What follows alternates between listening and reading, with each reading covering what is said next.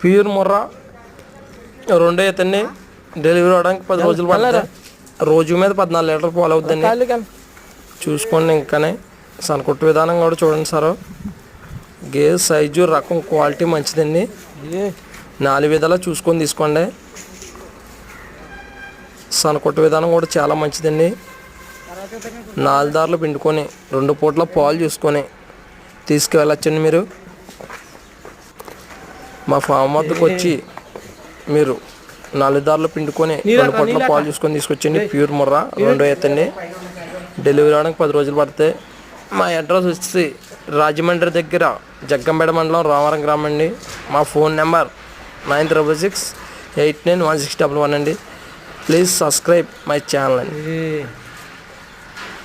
Thanks friends.